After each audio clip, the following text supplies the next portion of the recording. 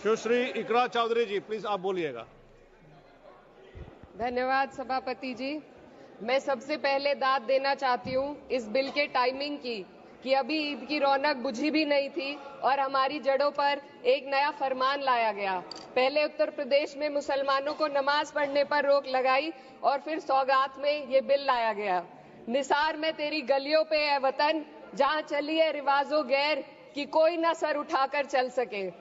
मैं सभापति जी आपको ये बताना चाहती हूँ कि ईद के मौके पर एक विधवा महिला अपनी लड़की के साथ मेरे पास आई और उसने बताया कि वह एक वक्फ की प्रॉपर्टी में रहती है, वही उसके सर पर छत का काम भी करती है और उसकी रोजी रोटी भी वहीं से आती है।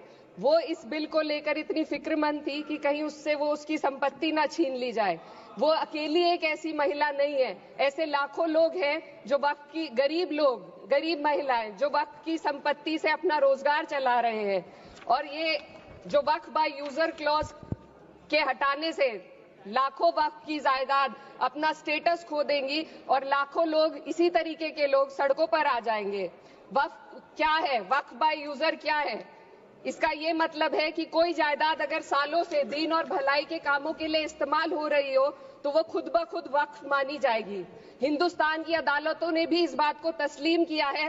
वक्फ बाय यूजर सिर्फ वक्फ बोर्ड को ही मिली कोई खास सौगात नहीं है, ये बल्कि सभी अन्य धार्मिक ट्रस्टों को परंपरा और यूज के आधार पर बिना किसी डॉक्यूमेंटेशन के धार्मिक चरित्र को डिक्लेयर करने का राइट मिला हुआ है।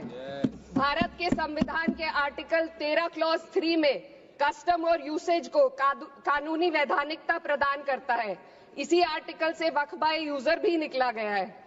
इस बिल के कानून बनने पर वक्फ बोर्ड तो इस प्रोविजन से हाथ धो बैठेगा, लेकिन अन्य धार्मिक ट्रस्टों को यह सुविधा जारी रहेगी। इससे भारतीय संविधान के आर्टिकल 14 और 15 का सीधा उल्लंघन है, जो धर्म और जाति के आधार पर भेदभाव और कानून के सामने सभी की बराबरी पर जोर देता है। मैं इसके साथ ये भी कहना चाहती हूँ कि सत्ता के लोग जो एक दूसरे की पीठ थपथपा रहे हैं कि वक्फ बाय यूजर का जो अमेंडमेंट इन्होंने दिया उसको एक्सेप्ट कर लिया गया है, लेकिन इनकी शरारत यह है कि उसके साथ ही एक ऐसा प्रोवाइजो इसमें शामिल किया गया जिसके आधार पर यह कहा गया है कि अगर कोई भी वक्फ की संपत्ति विवादित हो तो वो अपना वक्फ स्टेटस खो देगी। तो जो अमेंडमेंट इन्होंने दिया है, जिसको एक्सेप्ट कर लिया गया है, उसका कोई मतलब नहीं है। ये इनकी नीयत है जो साफ जाहिर हो रही है। सोने पर सुहागा एक काम और किया है। सरकार ने वक्फ की कानून के सेक्शन 107 को हटाकर लिमिटेशन एक्ट में 12 साल तक ही किसी के खिलाफ अदालत में जाने का प्रोविजन है। सेक्शन 107 में बोर्ड को लिमिटेशन एक्ट से राहत मिली हुई थी। वक्फ बोर्ड कभी भी अवैध कब्जाधारियों के खिलाफ अदालत जा सकता था। अगर ये सेक्शन ना हो तो अवैध कब्जा करने वाले लोग कानूनी प्रक्रिया का फायदा उठाकर वक्फ की प्रॉपर्टी को हड़प सकते हैं। अन्य धार्मिक ट्रस्टों पर भी ये लिमिटेशन एक्ट लागू नहीं होती, तो फिर वक्फ बोर्ड के साथ ये सौतेला रवैया क्यों किया जा रहा है? धर्म को देखकर दोहरी नीति क्यों अपनाई जा रही है? सेक्शन 107 और वक्फ बाय यूजर को अगर एक साथ पढ़ा जाए तो इससे लाखों वक्फ की प्रॉपर्टी पर कब्जा किया जाएगा। इसलिए ये बिल मुसलमान की भलाई का नहीं बल्कि उनके वजूद और विरासत को मिटाने का बिल है। हिंदुस्तान में बहुत सारे धार्मिक ट्रस्ट हैं जिसमें उस खास मजहब के लोग शामिल होते हैं और उसका इंतजाम करते हैं, और ये बात समझ में आने वाली भी है क्योंकि जो व्यक्ति अपने मजहब के रीति रिवाज को जितना अच्छे से समझ सकता है, किसी अन्य मजहब का व्यक्ति नहीं समझ सकता। आर्टिकल 26 क्लॉज 2 के तहत धार्मिक संप्रदायों को अपने मजहबी इदारों के एडमिनिस्ट्रेशन का हक देता है, लेकिन वक्फ बोर्ड के बारे में इसको उल्टा किया जा। Sir 2 minute sir please 2 minutes. सरकार इसे एक सेक्युलर बॉडी मान रही है और इसमें गैर मुस्लिमों को शामिल करने की बात कह रही है।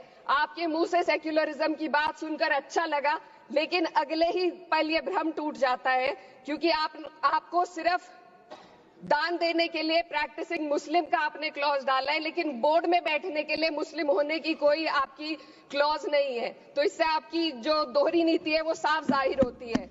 ये वही सरकार है जिसने राम जन्मभूमि ट्रस्ट में ये लिख दिया कि जिलाधिकारी भी अगर होगा तो हिंदू होना चाहिए।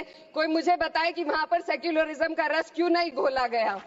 सर, आखिर में मैं अपनी बात को खत्म करने से पहले महिलाओं का मुद्दा बार बार उठाया जा रहा है। सरकार का कहना है कि बोर्ड में मुस्लिम महिलाओं को रिप्रेजेंटेशन देंगे। इस कानून से पहले भी मुस्लिम महिलाएं बोर्ड में मेंबर रह चुकी हैं और मिनिमम 2 का प्रोविजन था, उससे ज्यादा भी हो सकती थी।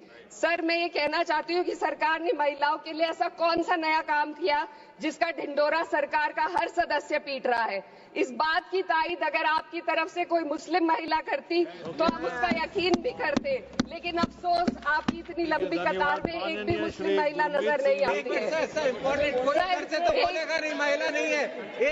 मैं खुद एक मुस्लिम महिला हूँ। मैं सिर्फ सर, मैं माइनॉरिटी महिला हूँ। इस सदन में हम सिर्फ 2 महिलाएं हैं और उस नाते से मैं ये बात कहना चाहती हूँ कि इस बिल के माध्यम से मुस्लिम महिलाओं को कुछ नहीं मिल रहा है। ये हमें कुछ नहीं देना चाहते, सिर्फ टोकनिज्म हमारे नाम पर बनाकर एक नैरेटिव मीडिया में चलाना चाहते हैं।